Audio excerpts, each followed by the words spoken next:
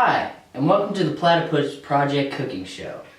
I'm Isaiah, your host, and today I'm going to be teaching everybody out there how to cook a meal for under $10 that's super delicious and lasts a long time, so you can eat it with leftovers.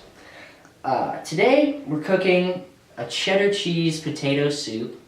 So basically, all you're going to need is some organic chicken broth, 2 tablespoons of butter, some good old Washington red potatoes, some chives, a red onion, 2 cups of milk, and 2 cups of cheddar cheese. You can buy it pre-shredded, but we prefer to just get the block. It lasts longer.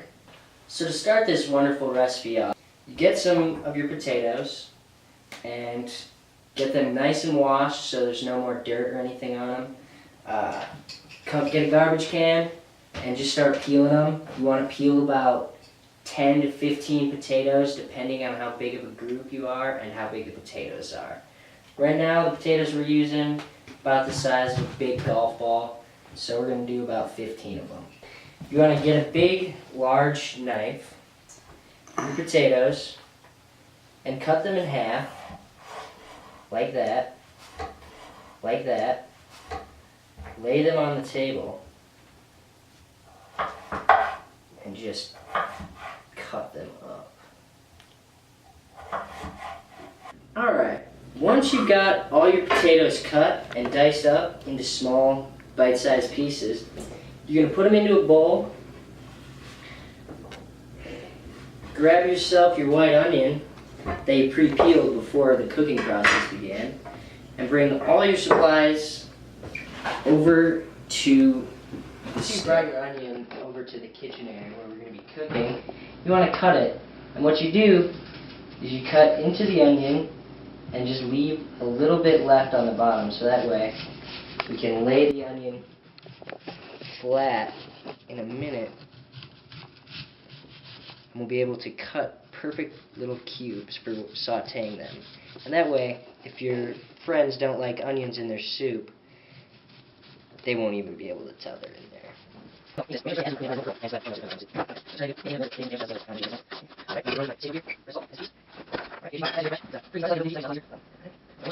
Alright, now that we've got our onions diced up and I've read my romance novel for the evening, we set the knife down, we bring this over here, we get our preheated sauteing pan, which we're just going to use to cook both the potatoes and then boil them all at once, because a lot of college kids don't have a bunch of pans, so we're going to do that. Set on the wrong burner there, that's never good. So we put that in there. Spill a few, it happens. Just pick these up. Yeah, that was good. Grab yourself a wooden spatula. Get the butter good and mixed up in there. See, they'll start to saute. Once your onions are golden brown, like so, you want to grab your potatoes, dump them in, give it a quick stir. Just get the potatoes and onions good and mixed up. Then you come over here, grab your chicken broth. You want to measure it out to be a cup, first round. Okay. 1,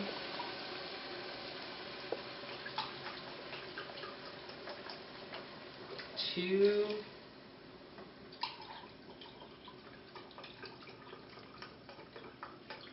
and 3. 3 cups of broth will do right away. Stick that in the sink so we don't make too many dirty dishes. Give it a little stir just to make sure nothing's stuck to the bottom or anything. And you cover it, put it on simmer, and hang out for 10 to 15 minutes. Okay, after about 10 to 15 minutes, Your potatoes should be at a pretty good soft texture. You want to be able to push through them pretty easily with a fork or a knife, something like that. Once you've done that, you grab your magic bullet, which is the greatest invention ever, and you grab a big spoon and you just ladle all this stuff into it. Get it good and full, like so. Come over to your magic bullet, make sure the lid's on because nobody likes a messy kitchen. And it up. Don't break my magic bullet. Yeah, it's just gotta get. You might have to stir it a little bit. If your potatoes are having a little trouble mashing, you can come over to the fridge and use a little bit of your pre-measured milk that we measured earlier in the episode. This will just loosen it up and make it stirrable for that little rascal, the magic bullet.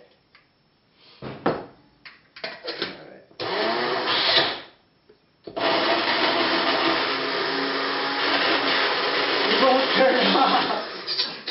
I'm subbing in. Sub in. Fix this shit. I couldn't get outside. Where's that? So You just gotta stir it. Sometimes when you really can't get stuff done, just call a woman over. She'll really make it happen.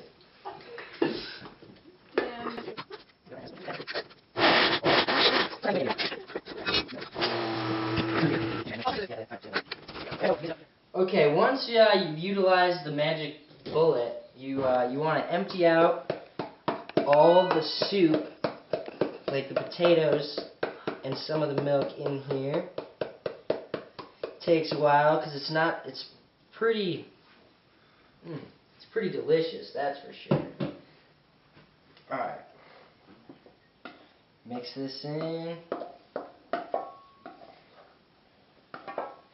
Just get as much of that out as you can. Back into the same pan you were using before. Once again, it's a one-pan process, so you don't need a lot of utensils. Alright. Okay, now we turn this back on, give it a little stir, add the rest of our milk into this, but make sure that you're stirring it as you are putting it in, otherwise the milk will curdle and you'll have chunky milk soup, and nobody likes chunky milk soup. Okay, so we stir that in good. It may take a minute for the milk to get mixed in with the potatoes just because the potatoes are kind of like a mushy liquid at this point. Alright, now I'm just going to quick run over to my station over here. Grab some salt and some cheese.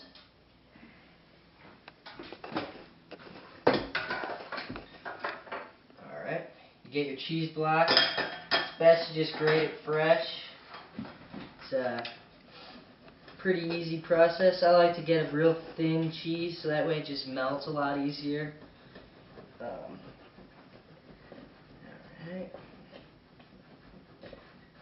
Okay, once you've got enough cheese and your soup starts to boil a little bit like it is now, you can add your pepper. It's usually about 1.5 tablespoons of pepper. It varies on who's making it and how much you like pepper, really. So you mix that up,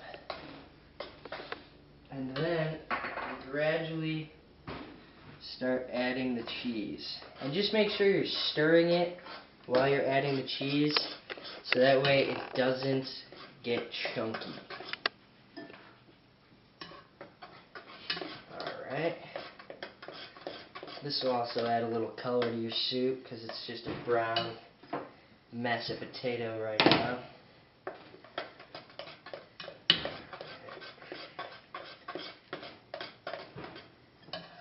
Just get that last little bit. Stick that in the sink. Good to go. Alright. Then it's good to just keep this stirring Basically what you want to do is just keep stirring it until all the cheese is melted, and then let it cool for a few minutes and you're ready to serve.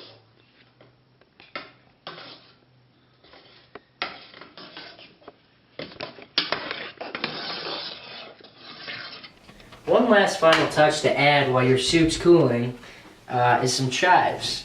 Chives are good to just sprinkle on top of the soup. They add a little kick to it, give it a little flavor and a little color, you know, if you're trying to make stuff look good. I personally like to just cut my chives as small as possible. It's just a real easy thing to cut. And you don't need a whole lot of them, because not everybody at your table is probably going to want them. So it's good to just add them separately and have a bowl of them.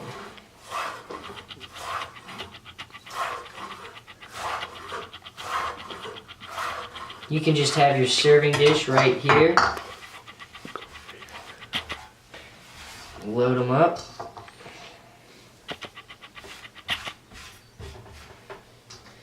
We're ready to go. Once the soup's cooled, the kids are in bed, the car's washed, it's time to sit down and enjoy the great meal we've made for under $10 in less than half an hour. Come on, let's enjoy some food, guys.